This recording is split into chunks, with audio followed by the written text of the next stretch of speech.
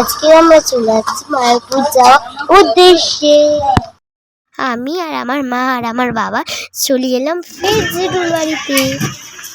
আমরা লং টাইপে যাচ্ছি।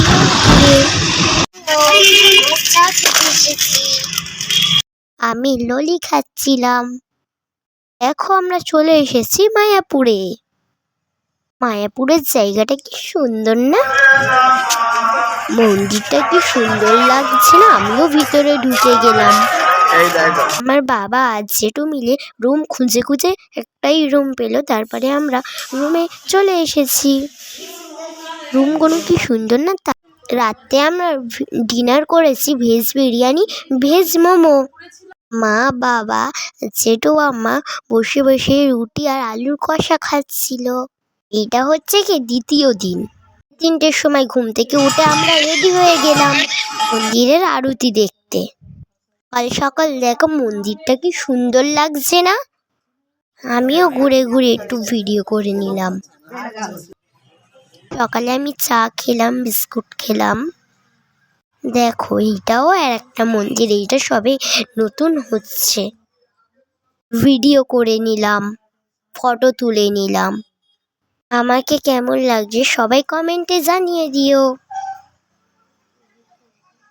দেখো এইটা হলো ওখানকার রথ। আমিও একটু রথে করে ফটো তুলে নিলাম। এইটা হচ্ছে কি আসল মন্দির, এর ভিতরেই আরতি হচ্ছিল।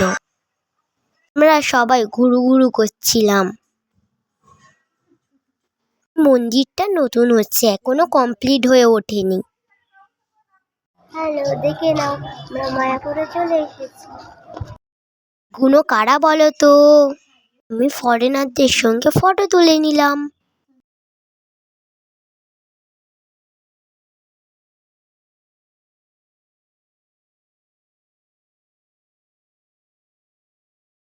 সকালে ব্রেকফাস্ট করলাম পরোটা আর ঘুগনি। তারপরে আমরা খেয়ে দিয়ে নবদ্বীপে চলে গেলাম। হচ্ছে কি জেঠিঘাটা। যেমনের জলটা কি সুন্দর না? গ্রিন কালারের আর হোয়াইট কালারের। কেন বলো তো? দুটো দুরকম জল, একটা হচ্ছে যমুনা আর একটা হচ্ছে গঙ্গা। কি সুন্দর না গঙ্গাটা? জেঠিঘাটায় নেমে দেখি কত বড় বড় হনুমান বসে আছে। নবদ্বীপে চলে এসেছি।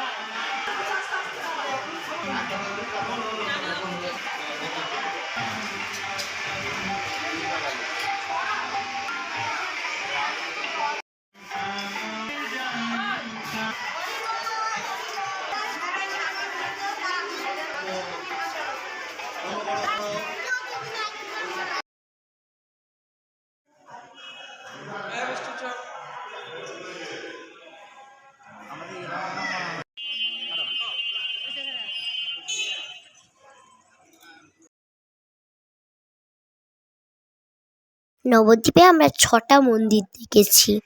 মন্দিরগুলো কি সুন্দর না?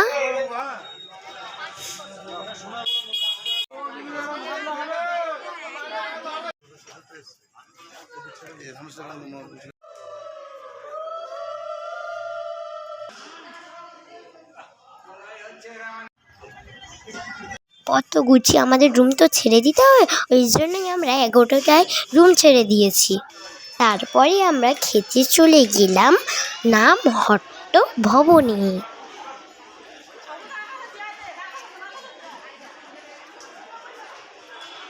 কত সুন্দর রান্না করেছে, রান্নাগুলো তো খুবই সুন্দর লাগছিল খেতে।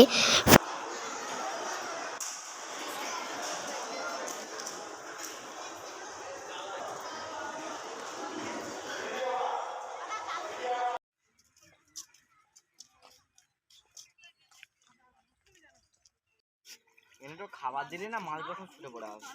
কি জল গরমে মরে যাবে না। ঠান্ডা জল।